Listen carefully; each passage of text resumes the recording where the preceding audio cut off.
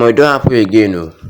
When will Tinubu stop fueling Nigerians suffering with petrol price increase? Good morning, everyone, and thank you for tuning in and listening to this headline that we got here this morning. As I headline for this morning says here that when will the president stop fueling Nigerians suffering with petrol price increase? Well, in yet another blow to an already beloved populace, the Nigerian National Petroleum Corporation Limited (NNPCL) has again announced an increase in petrol price. For a nation still grappling with the aftermath of multiple economic shocks from inflation to currency devaluation, this development is neither surprising or nor welcome. What it has done is that it has reignited a pressing question that looms in the minds of millions. When will the government of President Bola Ahmed Tinubu finally put an end to policies that deepen the suffering of everyday Nigerians? Nigerians have endured one of the most challenging economic climates in recent memory. The increased price of petrol adds to the hardship, amplifying public frustration and worsening the already strained condition of daily life. For a government that came into office promising relief, this latest hike serves as a bitter reminder of promise left unfulfilled. Here we examine the impact of the recent increase, the government's rationale, and the urgent need for an alternative approach that does not undermine the very people it is meant to serve. Nigeria has long held the unviable title as of Africa's largest oil producer, and yet, paradoxically, it is only one of the continent's most petrol-dependent economy. The reason of this contextual lamentation cannot be far-fetched, as the NNPCL has again raised the retail price of petrol in Abuja to 1,060 naira to 1,060 naira from 1,030 naira per litre in Lagos. NNPCL station increased their unit price of the commodity from 998 to 1,025 naira per litre. Given the foregoing fact, only God knows how much the commodity would be sold or selling in other parts of the country.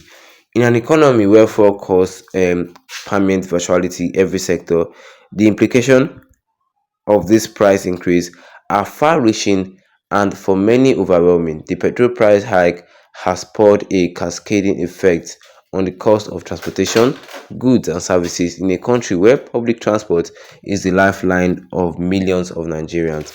The immediate impact on commuting cost is severe. Take for example, a commoner who used to spend 500 naira daily on transportation to and from work. With the increased fuel prices, the cost has more than tripled in many cities, leaving many workers with the impossible choice between affording transport and other basic necessities. The result: reduced purchasing power, increased poverty, and the rapidly shrinking middle class. The Nigerian government has long argued that fuel subsidies are a drain on the nation's resources and have defended their removal as a fiscally responsible measure. President Tinubu and his administration contends that subsidies are unsustainable, arguing that the billions saved could be instead be invested in critical infrastructure and social programs. While this might be logical in theory, the practical consequences have been dire for ordinary Nigerians, especially as there appears to be no tangible relief measures to counterbalance the impact. Well, that is not all, but what I can say for you guys concerning this headline today this morning, which says here that that when will Tinubu stop fueling Nigerians suffering with petrol price increase? At this point in time, a lot, when I mean a lot of Nigerians are angry because it never be like as if say Tinubu feel our pain. No, no. Yes, your president still went ahead and increased petrol price. It does not even look as if this man actually knows what is happening in this country. Yes, people are not surprised and people are not welcomed. When they hear the new price increase, they're not surprised. Meanwhile, they don't still like it. It is now clear to us that the president do not even care about the people's well-being in this country. Let no one deceive you. Let no one deceive you. Nigeria is seen as the biggest oil producing country in Africa. Still yet we are still suffering from all these problems. It is quite surprising and I don't even understand it. How? How? It is quite annoying that Nigeria is so dependent on petrol. Somebody that if just take an example, like I said before, someone that uses 500 naira every day from here to his working place will not be able to use that same 500 naira again. Yeah, now just because of one year increase or the other, just because of one increase or the other, he will not be able to use that same 500 naira again.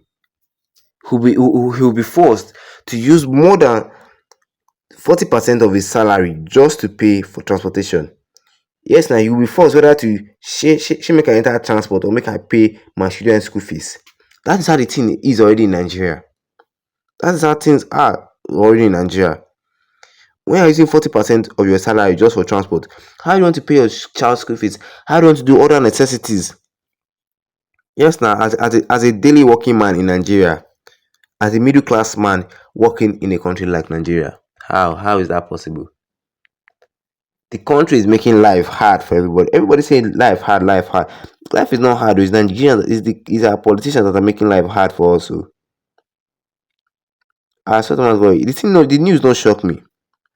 It don't shock me, but I'm not welcomed. That is how disappointed I am. Yes, a lot of people are just disappointed at the president at this point in time. Upon all the hardship that people are crying, oh, this and this, it went up again and increase. Who knows now how the price of food will react to it? Or what do you guys think? Oh? Drop a comment in the comment section. Don't forget to leave a like on the video so that anytime I have a new video, you'll be the first to get notified about it. Once again, thank you for tuning in and have a wonderful day ahead of you.